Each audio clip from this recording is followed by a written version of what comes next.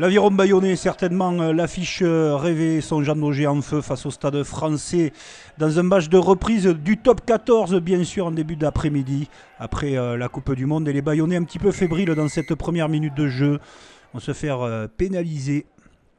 L'occasion pour Joris Second, le demi d'ouverture, ancien joueur d'Aurillac, de passer la première pénalité avec Laurent Labitte, qui a déjà pris ses fonctions au sein du staff parisien. Et les Bayonnais, vous les connaissez, ils sont chez eux, ils sont surpuissants.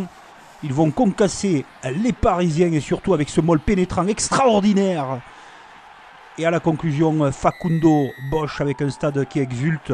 Évidemment, les avants, superbe travail de sape de l'Aviron Bayonnais. C'est aussi beau qu'un cadrage débordement. Effectivement, prise de Cassim. Les Parisiens ne se sortent pas mais sont secoués par la puissance. Et regardez la cellule de 4 joueurs qui arrivent plein fer dans l'embut au soutien de Facundo Bosch. Même le demi de mêlée, Machenot, Maxime de prénom, constate les dégâts. Et les Parisiens se sont fait drôlement secouer sur ce ballon porté.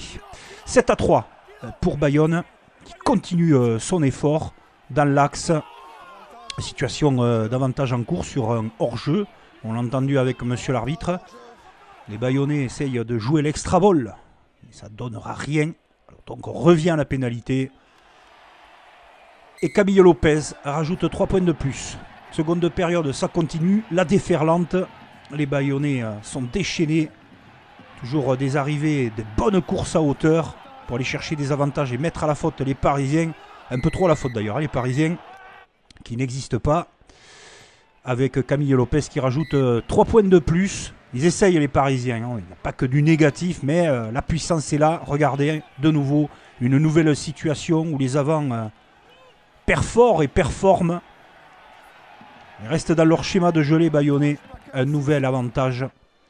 La victoire se dessine à l'heure de jeu pour cet Aviron conquérant qui avait certainement très faim de rejouer au rugby et de satisfaire son public. La dernière chose à faire, c'est de passer cette pénalité.